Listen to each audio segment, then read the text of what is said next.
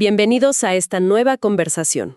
Hoy vamos a meternos a fondo en un texto que es una verdadera joya. Un texto fundamental. Totalmente. Es el Compendio de Teología Ascética y Mística de Adolphe Tanqueray. La vida cristiana no es un estado, es un movimiento. ¿No es algo estático? Para nada. Es una participación en la vida de Dios y, por lo tanto, tiene que crecer, tiene que perfeccionarse. Él llama esto la ciencia de los santos. Me encanta ese término. ¿Por qué ciencia de los santos? Bueno, por dos razones. Primero, porque nos llega a través de ellos, de su ejemplo. Y segundo, porque su fin último es formar más santos. Incluso le llama el arte de las artes. El arte de las artes. Vaya. Sí, porque ¿qué arte puede ser más grande que esculpir un alma a imagen de Cristo? Tiene todo el sentido. Empecemos por la base, porque antes de llegar a los sacerdotes, Tanqueray establece un principio para todos los cristianos. Mucha gente hoy piensa que la santidad es para, no sé, las monjas de clausura. O los grandes místicos. Exacto. No para alguien con un trabajo, una familia. ¿Cómo rompe Tanqueray con esa idea? Pues la rompe de la forma más directa posible, citando a nuestro Señor en el Sermón de la Montaña. Sed perfectos como vuestro Padre Celestial es perfecto. Esa misma.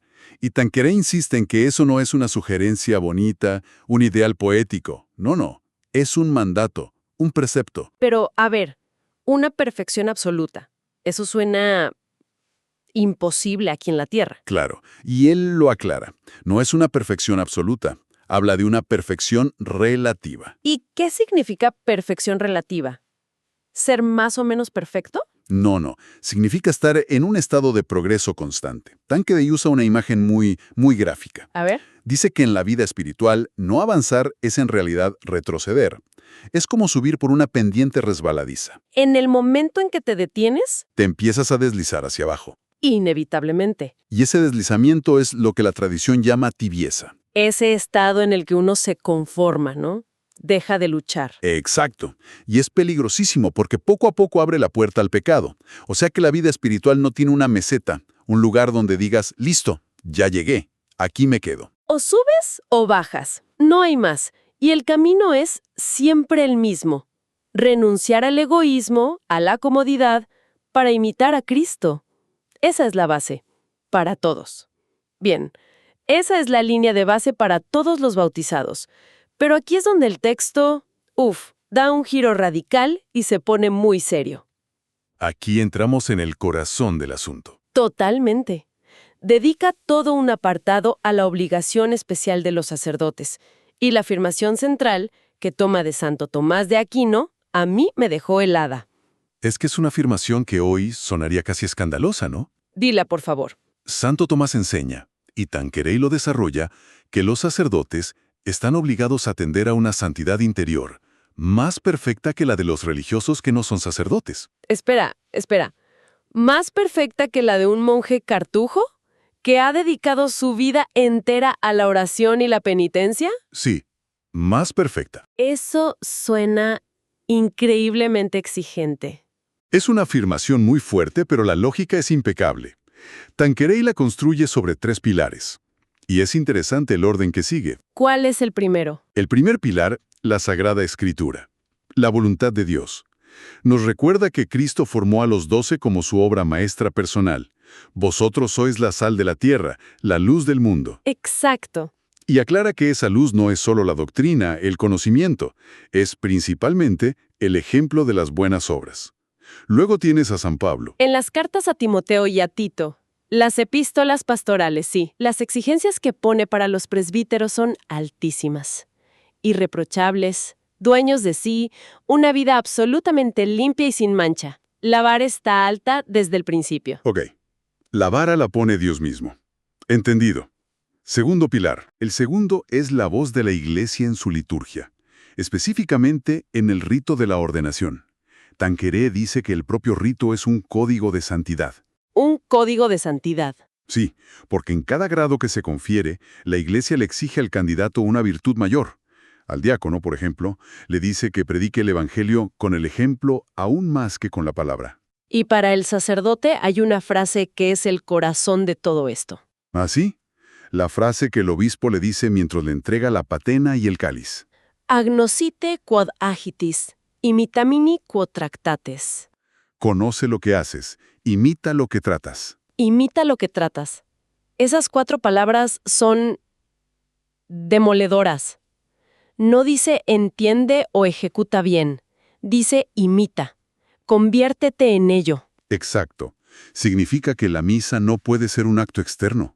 Al tratar el misterio de la muerte del Señor, el sacerdote está llamado a morir a sí mismo. A mortificar sus propios vicios y concupiscencias. Eso es.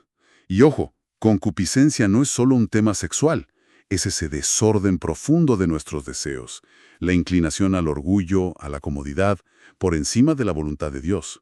O sea que la liturgia le dice, lo que haces aquí en el altar, hazlo en tu vida, sacrifícate a ti mismo como Cristo se sacrifica en tus manos. Es así de directo. Entiendo los argumentos de la escritura y la liturgia. Me imagino que el argumento más fuerte viene de la naturaleza misma del sacerdocio, ¿no? Precisamente. Ese es su tercer pilar, el núcleo de su argumentación, la naturaleza de las funciones sacerdotales. Él las reduce a 2 grandes misiones que exigen, dice, una santidad heroica. Ok, aquí está la clave entonces. ¿Cuáles son esas 2 funciones? La primera es ser el religioso de Dios. Es una idea que hemos perdido un poco. El sacerdote es el hombre separado, el mediador oficial entre Dios y el pueblo. No solo alguien que da servicios, sino el representante de la humanidad ante Dios. Exactamente. Y su principal herramienta es el santo sacrificio de la misa. Y aquí Tanqueray lanza unas preguntas retóricas que son como puñales. Por ejemplo, ¿Cómo puede un sacerdote representar dignamente a Cristo, ser un alter Christus, otro Cristo, si lleva una vida mediocre, tibia, sin un deseo ardiente de perfección? ¿Cómo puede ser ministro de la Iglesia, la esposa inmaculada, si su alma está apegada al pecado venial deliberado? Su conclusión es terrible. ¿cuál es? Celebrar la misa sin un deseo ardiente de santidad vacía el acto de gran parte de su fruto, tanto para él como para los fieles. Es una lógica aplastante. Es como enviar a un embajador que desprecia al rey que representa. La misión fracasa. Y la segunda función. La segunda es la que más vemos. Salvador y santificador de almas, el trabajo pastoral, predicación, confesión, consejo, todo eso. Y aquí es igual de tajante. La fecundidad de todo ese apostolado depende directamente del grado de santidad del sacerdote. Directamente.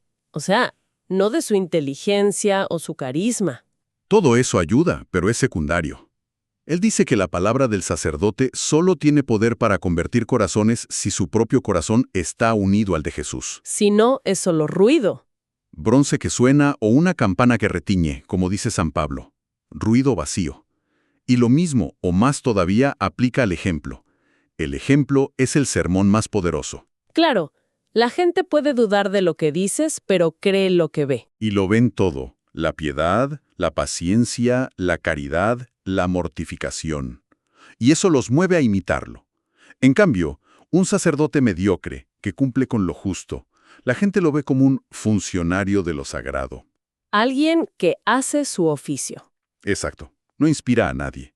Pero plantea una pregunta.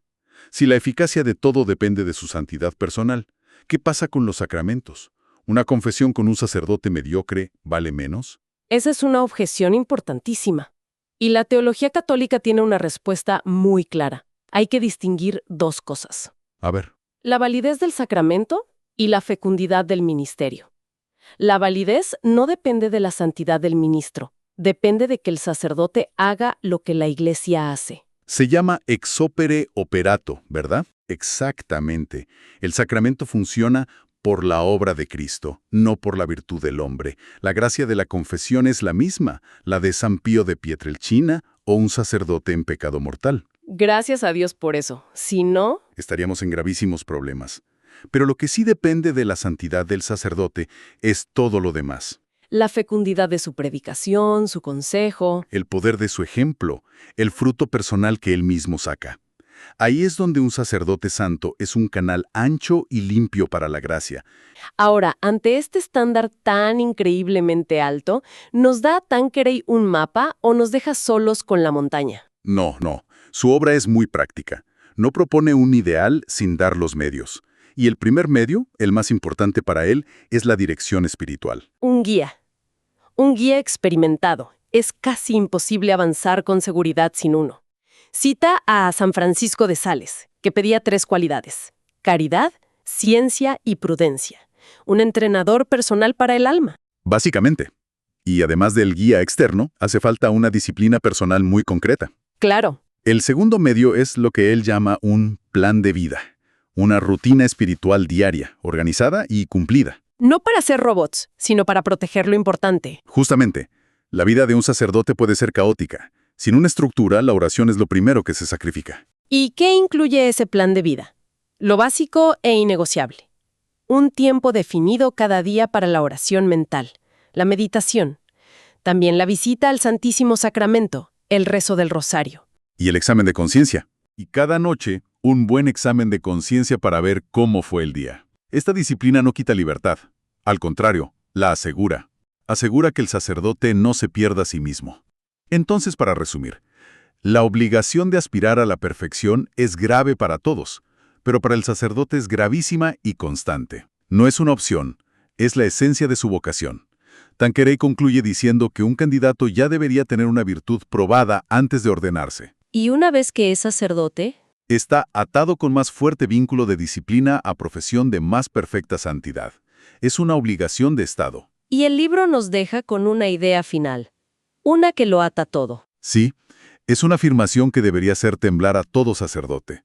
Dice que, por ley ordinaria de la providencia, el bien que un sacerdote hará en el mundo, Las almas que llevará a Dios, directamente proporcional, no a su talento, no a su inteligencia, sino a su santidad.